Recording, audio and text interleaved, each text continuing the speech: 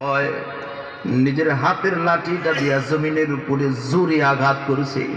আঘাত করে বলতেছে, খবরদার জমিনের ভিতরে আল্লাহর নবীজি ঘুমায়া। যেমনি কথা বলছে আল্লাহর জাতের কসম, ওই যে সেই সময়ের পর থেকে আজ পর্যন্ত মদিনাতুল মুনাওয়ারার ভিতরে আর কোনদিন ভূমিকম্প হয় নাই। আল্লাহু আকবার বলে বল। এটা হলো সেই ওমর, এত বড় ওমর নিজেকে খাদেম বানায় দিছে। আবু বকর চিন্তা করবেন না, আগামী কালকে থেকে আমি খাদেম, আমি আমাকে নিযুক্ত করে দিলাম। আবু বকর আর কোনো কথা কয় নাই। ফজরের নামাজের পর হযরত ওমর চিন্তা করতেছে, আমি তো নিজে বুড়ি বৃদ্ধা মহিলার খাদেম হয়ে গেছি।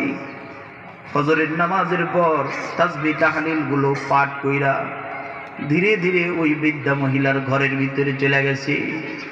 ঘরের বাইরে গিয়া সালাম দিছেন, আসসালামু আলাইকুম ওয়া রাহমাতুল্লাহ। ও বৃদ্ধা মা, আমি আসছি আপনার খাদেম হিসেবে। বৃদ্ধা মা গো, বলেন বলেন আপনার ঘরের কি কি কাজ করা লাগবে। বৃদ্ধা মহিলা এবার ডেকে ডেকে বলতেছে, বাবা কে তুমি, কে? ডেকে ডেকে বলতেছে, আমি হইলাম খাত্তাবের ছেলে ওমর, আমি হইলাম হযরত ওমর। বৃদ্ধা মহিলা ডেকে ডেকে বলতেছে, বাবা ওমর, তুমি এখানে আসার আগেই একজন আইসা আমার কাজ করে দিয়ে গেছে। তুমি আসার আগেই একজনে আমার কাজ করে দিয়ে গেছে, আজকে লাগবে না, তুমি ফিরে চলে যাও। হযরত ওমর বলতেছে, কিরে, আমি আসার আগেই এই কাজ করলো কে? নিযুক্ত হইলাম তো আমি, খাদেম তো আমি নিযুক্ত হইলাম, তাহলে এই কাজ করলো কে? চলে গেছে, ঠিক আছে। আগামীকাল পরের দিন ফজরের নামাজের সঙ্গে সঙ্গে সালাম ফিরাইয়া দৌড়ায় চলে আসছে। দৌড়ে এসে বৃদ্ধা মায়ের সালাম দিছে, আসসালামু আলাইকুম ওয়া রাহমাতুল্লাহ। মাগো, আমি কি ভিতরে আসতে পারি? বাবা কে তুমি, কেন আসছো? মা, আপনার ঘরের ভিতরে কিছু কাজ আছে। না রে বাবা না, তুমি আসার আগে একজন কাজ করে দিয়ে গেছে, তুমি চলে যাও। হযরত ওমর চিন্তার মধ্যে পড়ে গেলেন। আবু বকর রাদিয়াল্লাহু তাআলা আনহু আমার দিলেন দায়িত্ব, আমি হইলাম বৃদ্ধা মহিলার খাদেম, কিন্তু কি ব্যাপার, লুকায়া লুকায়া কে কথা শুনতে পাইলো? আমি ঘরে আসার আগেই তিনি আইসা কাজ করে দিয়া চলে যায়। এত বড় বরকত থেকে আমারে মাহরুম করে দেয়, কে কাজ শুনতে পাইলো কে? ঠিক আছে, দেখতেছি, আগামীকালকে ফজরের নামাজের আগেই চলে আসব। পরের দিন ফজরের নামাজ না পইরা, ওখানে না আদায় কইরা, ফজরের নামাজের আগেই চলে আসছে। কাজ করে দিয়া গিয়া ফজরের নামাজ আদায় করব। ঠিক আবার ফজরের আজানের আগে চলে আসছে। এসে সালাম দিলেন, মা, আসসালামু আলাইকুম ওয়া রাহমাতুল্লাহ। কেরে বাবা? ও মা, আমি আপনার খাদিম, আপনার ঘরে চলে আসছি। প্রতিদিন আমার কে যেন মাহরুম করে দিয়া চলে যায়। মাগো, যে আসে আপনি কি তারে চিনেন? কয়, না বাবা, আমি তারে চিনি না। তিনি আইসা বলে যে আমি আপনার খাদিম। হযরত ওমর পেরেশান হয়ে গেছে, ফজরের নামাজের আগে চলে আসছে। মাগো, আপনার ঘরের কাজ আজকে বুঝি আমি করব। ডেকে ডেকে বলতেছে, বাবা, তুমি ঘরে আসার আগেই একজন ঘরের কাজ ছেড়ে দিয়া গেছে। মাথার ভিতরে হাতটা দিয়া বড় পেরেশান হয়ে গেছে, কি ব্যাপার, এ কাজ কে করে? ঠিক আছে, আগামীকালকে আমি দেখবো, তাহাজ্জুদের সময় আইসা দাঁড়াবো।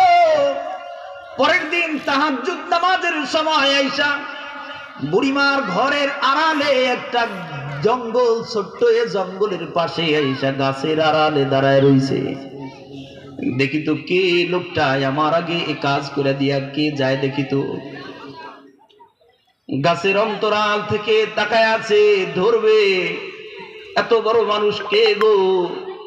দায়িত্ব দিছি আমারে হযরত ওমর, আর আপনি লুকায়া লুকায়া কাজগুলো করে দিয়া যান, কে দেখতে চাই? গাছের আড়ালে দাঁড়ায় রইছে। হঠাৎ করে কিছুক্ষণ পর দেখি তাহাজ্জুদের নামাজের সময় কালো একটা চাদর মুড়া দিয়া একটা লোক ধীরে ধীরে বৃদ্ধা মহিলার ঘরের দিকে আগায়া যায়। কারো চাদর মুড়া দিয়া ধীরে ধীরে বৃদ্ধা মহিলার ঘরের দিকে আগায়া যায়। হযরত উমর বলতেছে, একটু আসো সামনে, তারপরে দেখি কি। কিছুক্ষণ পর তাকায়া দেখতেছি পায়ের ভিতরে জুতা নাই। ধীরে ধীরে কদমটা রাইকা রাইকা ধীরে ধীরে আসতেছে, খালি পায়ে, পায়ে জুতা নাই, মাথাটা ঢাইকা ধীরে ধীরে বৃদ্ধা মহিলার ঘরের দিকে চলে যায়। যেমনি একটু অগ্রসর হইছে, পিছন থেকে ডাক দিল, রে কে, দাঁড়াও। কে তুমি, কে, দাঁড়াও। আমি হযরত ওমর, আবু বকর আমারে দায়িত্ব দিছে, আমি বুড়ি মার খাদেম হয়ে গেছি, আর তুমি আইসা প্রতিদিন কাজ করে দিয়া যাও, আমারে এত বড় বরকত থেকে মাহরুম করো। জানতে চাই তুমি কে, একটু দাঁড়াও, তোমার চেহারাটা দেখতে চাই। দাঁড়ায় গেছে লোকটা, কালো চাদর মোড়া দেওয়া লোকটা দাঁড়ায় গেছে। ধীরে ধীরে হযরত ওমর রাদিয়াল্লাহু তাআলা আনহু তার পাশে গিয়া দাঁড়াইছে। মুখের উপর থেকে কালো চাদরটা সরাইয়া দাও, জানতে চাই তুমি কে।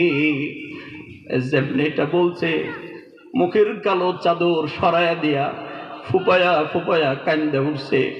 হযরত ওমর তার চেহারার দিকে তাকায়া দেখে আর কেউ না, খলিফাতুল মুসলিমিন হযরতে আবু বকর।